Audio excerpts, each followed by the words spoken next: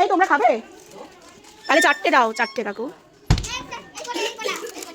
এবার hello everyone, good morning. কেমন আছো তোমরা সবাই? আই হোপ তোমরা সবাই অনেক অনেক ভালো আছো, আর আমিও অনেক ভালো আছি। তো আমি এসেছি বাড়িতে, কিন্তু তোমাদের সাথে সেভাবে কিছু শেয়ার করা হয়নি, কারণ অনেকটা ব্যস্ততা নিয়ে আর অনেকগুলো কাজ নিয়েই আর কি এসেছিলাম। তো তিতিনের এক্সাম ছিল, প্রথম কাজ যেটা ছিল, তো তিতিনের এক্সাম এখন হয়ে গেছে। তো আমি আর যে সমস্ত কাজগুলো নিয়ে এসেছিলাম সেগুলো আমার হয়ে গেছে। আমি এখন একটু ফ্রি আছি, আর অনেক দিন ব্লগিং করা হয় না, তাই ভাবলাম আজকে একটু গল্প করি। তো এখন চলে এসেছি ছাদে, কারণ কালকে রাত্রিবেলাতে আমাদের এখানে হচ্ছে অনেক বৃষ্টি, মানে বৃষ্টি ঝড়। তো ছাদে এসেছিলাম মেনলি গাছগুলো কেমন আছে সেটা দেখার জন্য। আর ঝড় বৃষ্টি হলে ছাদ একটু অপরিষ্কার হয়, তো ছাদটাও একটু ক্লিন করতাম। আর জামা কাপড় নিয়ে এসেছি, সেগুলো হাতে কেচে সমস্ত মানে দড়িতে মেলে দেবো ছাদে, দিয়ে তারপর নিচে যাব গিয়ে কাজ করব। আর যদিও আজকে রান্নাবান্না নেই, কারণ আজকে আমাদের পাড়াতে আছে শীতলা পূজা। শীতলা পুজোর দিন আমাদের পাড়াতে কেউ রান্না করে না, সবাই আগের দিন রান্না করে রাখে, সেগুলোই খায়। আর এই নিয়মটা অনেক জায়গাতেই আছে আর কি। তো যাই হোক, আর আমাদের গাছে তো প্রচুর আম লিচু হয়েছে, তো ঝড়ে অনেক পড়েও গেছে। তো চলো তোমাদের সবটা ঘুরে ঘুরে দেখাই, সারাদিন কি করি অবশ্যই তোমাদের সাথে শেয়ার করব। তোমরা দেখো, আশা করি তোমাদের ব্লগটা খুব ভালো লাগবে। প্রথমেই দেখো পাতা টাতা পড়ে তো ভীষণ বাজে অবস্থা। তো গাছগুলো কিন্তু এদিক ওদিক হয়ে গেছিলো, আমি সব আস্তে আস্তে ভালো করে পরিষ্কার করে রাখলাম। আর এই শিম গাছটা যেন চাল থেকেই পড়ে গেছিলো, সেগুলোকেও ঠিক করে রাখলাম। তো মোটামুটি গাছপালাগুলো ঠিকই আছে, সেরকম বেশি অসুবিধা হয়নি। আর আমি এখান থেকে মাটি নিয়ে একটু গাছে টাছে দিলাম, তো গাছের দিকটা মোটামুটি কমপ্লিট।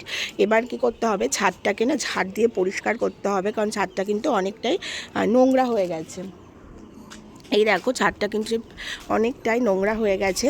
আর চলো তোমাদেরকে আমি দেখাই যে আমাদের গাছে আম আর লিচু। আম গাছে এবার আম একটু কমই হয়েছিল, তার মধ্যে যে কটা হয়েছে যে ঝড় বৃষ্টি এমন হচ্ছে পড়ে গেছে ম্যাক্সিমামটাই, তাও আছে অল্প অল্প। এই যে কিন্তু লিচু গাছে অনেক লিচু হয়েছে, দেখো লিচু গাছে কিন্তু অনেক লিচু হয়েছে। আর এখন সবে সকালে রোদটা পড়ছে, তো খুব ভালো লাগছে। আর এই দিকে ডালটাই না, মানে ছাদের দিকের এই ডালটাতে না প্রত্যেকবার লিচু অনেক কমই হয়, কিন্তু এবার অনেকটাই লিচু হয়েছে।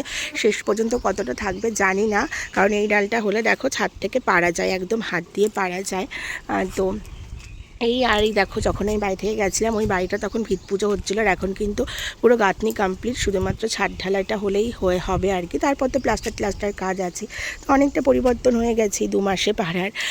তো চলো, এখানে দেখো জামা কাপড় তো নিয়ে এসেছি, 1 গামলা জামা কাপড় নিয়ে এসেছি দেখো। এখন চলো জামা প্যান্টগুলো আমি কেচে পরিষ্কার করে নিই। আর আমি বাড়ি চলে আসার জন্য কিন্তু তোমাদের দাদাভাই ওখানে একাই থাকতে হচ্ছে, আর ওর কিন্তু অনেকটাই অসুবিধা হচ্ছে, কারণ কোয়ার্টারে থাকছেও তোমার আলাদা করে নিজের জন্য রান্না করতে হচ্ছে। আর রান্না করলে তো জানো সংসারের একটা আলাদা প্রেশার থাকে, বাজার বলো, বাসনপত্র মাজা, ক্লিন সমস্ত কিছুই থাকে আর কি, সেগুলো করতে হচ্ছে, তার সাথে ডিউটিও করতে হচ্ছে। তো একার পক্ষে ওর অনেকটাই প্রেশার হয়ে যাচ্ছে, সেই জন্য আমি আর কি চাইছি যত সম্ভব, মানে যত তাড়াতাড়ি সম্ভব আমি এখানে সমস্ত কাজ কমপ্লিট করে আবার কোয়ার্টারে ফিরে যাওয়ার। এবার ওই নানা রকম কাজ নিয়ে তো আমিও বাড়িতে এসেছি, তো সেই সমস্তগুলো মানে কি বলবো, কাজগুলো কমপ্লিট করার জন্য একটু এদিক ওদিক দৌড়াদৌড়ি করতে হচ্ছে আমাকে, সেই জন্যই আলাদা করে আমি না আর ব্লগের পেছনে টাইম দিতে পারিনি। আর এখন তো আমরা নিচেই মানে রান্নাবান্না হয়, ওপরে আমি আলাদা করে রান্না করি না, সেই জন্য বাজারের প্রেশারও নেই, আর তিতিনের তো এখন স্কুলও নেই, তো বাড়ি থেকে সেভাবে আর বেরোনো হয় না, আর কাজের প্রেশারটাও অনেকটা কম। তো ব্লগে কী দেখাবো, সেই জন্যেই আর আলাদা করে ব্লগ করা হয় না। জামা কাপড়গুলো ভিজিয়ে দিলাম, ওগুলো একটু ভিজলে আর কি ভালো পরিষ্কার হবে।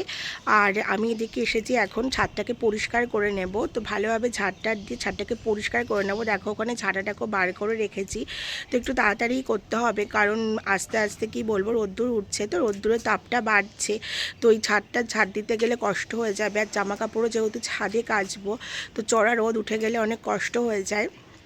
তো আমি কাজগুলো সব গুছিয়ে নিই, তারপর আবার তোমাদের সাথে দেখা হচ্ছে।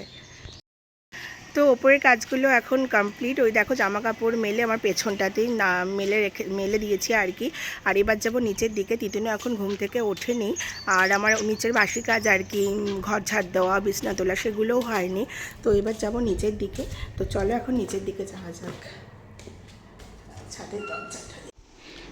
আর এই দেখো এই রুমে কিন্তু তিতিন ঘুমাচ্ছে, আর তিতিন ঘুম থেকে ওঠার আগেই আমি চেষ্টা করি যতটা কাজ করে আর কি গুছিয়ে নেওয়া, যাতে ও ঘুম থেকে ওঠার পর আমি ওকে টাইম দিতে পারি। আর ঘুম থেকে ওঠার পরে এখনও ঘরে জানলা দরজাও খোলা হয়নি, সেই জন্য আমি চলে আসলাম দেখো হলরুমের জানলাটা খোলার জন্য। আর এরপর ঝাড় দিয়ে গুছিয়ে নেব, গুছিয়ে নিচের দিকে যেতে হবে, যেহেতু বলছিলাম তোমাদের যে শীতলা পুজো, তো পাড়ায় কিন্তু কুলোনে অলরেডি বেরিয়ে পড়েছে। আর এই গাছটা দেখো মানে অনেকটা বড় হয়েছে। আর এই যে কিচেনে কিন্তু এখন আমার রান্না করা হয় না, সেজন্য দেখো সব কিছু ঢাকা দিয়ে আর কি পরিষ্কার করে রাখা রয়েছে। আসার পর থেকে তিতিনকে একদিন না দুদিন ম্যাগি বানিয়ে দিয়েছিলাম, ম্যাগি একদিন আর একদিনকে পপকর্ন ও খেতে চাইছিল তাই। তো চলো কাজ করে নিয়ে এখন নিচের দিকে যাওয়া যাক। আর এখানে কিন্তু দেখো আমাদের পাড়ায় যে শীতলা পুজোর কুলো নিয়ে বেরোয় সেটা নিয়ে বেরিয়ে পড়েছে। ওই যে আমাদের বাড়ির সামনের বাড়িতে ওরা অলরেডি চলে এসছে, ওই জন্য মা এখানে কুলো পুজো দেওয়ার সমস্ত জিনিস গুছিয়ে নিয়ে মন্দিরের সামনে বসে রয়েছে। এরপর ওদের বাড়ি হয়ে গেলে আমাদের বাড়ি আসবে। এই যে আমাদের বাড়িতে দেখো কুলো নিয়ে কিন্তু চলেই এসেছে। আর আমার যেহেতু এখনও স্নান করা হয়নি আর কি, সেই জন্য আমি আর কুলোর সামনে যাইনি, মাত্র স্নান করা হয়ে গেছে, মন্দিরে পুজো দেওয়া হয়ে গেছে। অনেক সকাল সকালে আমাদের মন্দিরে পুজো দেওয়া হয়ে যায়, মা পুজোর দিকটাই মেনলি বেশি সামলায়।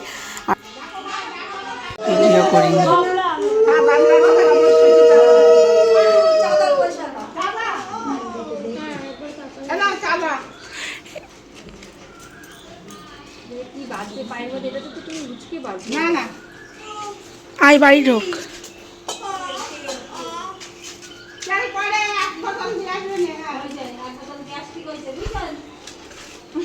তো কুলো নিয়ে চলে যাওয়ার পর পাড়ায় এসেছিলো আইসক্রিম কাকু, আর এই আইসক্রিম কাকু আসলে তিতিন মায়ের কাছ থেকে আইসক্রিম খায়। এই তোমরা খাবে? তাহলে 4টে দাও, 4টে কাকু। এবার ইয়ে হবে তো, এই তো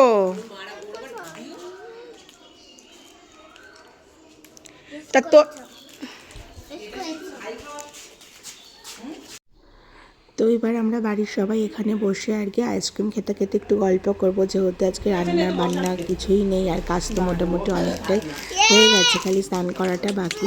তো আজকের মতো ব্লগটা এখানেই শেষ করছি। তোমরা সবাই ভালো থেকো, সুস্থ থেকো, দেখা হবে নতুন